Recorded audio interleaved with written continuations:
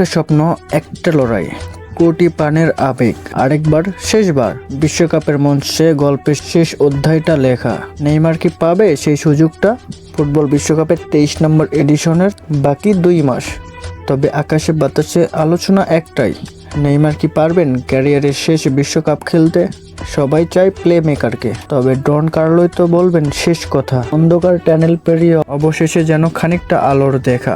নেইমারকে নিয়ে সমর্থকদেরকে সুখবর দিয়েছেন ব্রাজিলের কোচ কার্লো আনচেলত্তি। ফরাসি সংবাদ মাধ্যম লিকিপকে দেওয়া সাক্ষাৎকারে নেইমারকে নিয়ে আনচেলত্তি দিয়েছেন গ্রিন সিগন্যাল। তার সাফ কথা, নেইমার যদি তার বর্তমান ধারাবাহিকতা, তবে বিশ্বকাপের স্কোয়াডে তাকে ডাকা হবে।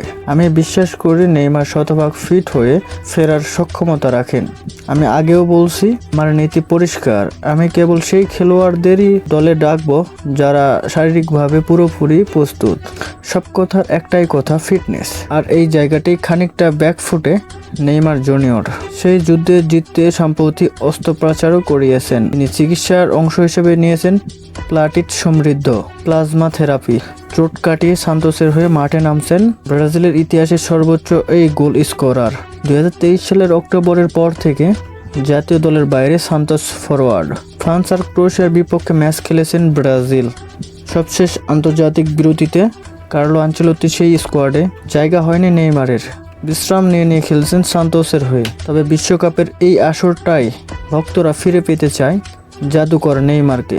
এদিকে বিভিন্ন গণমাধ্যমের খবর, সান্তোসের সঙ্গে চুক্তির শেষ পর্যায়ে পৌঁছে গিয়েছেন নেইমার জুনিয়র। আলোচনা চালাচ্ছেন সিনসিনাতির সাথে।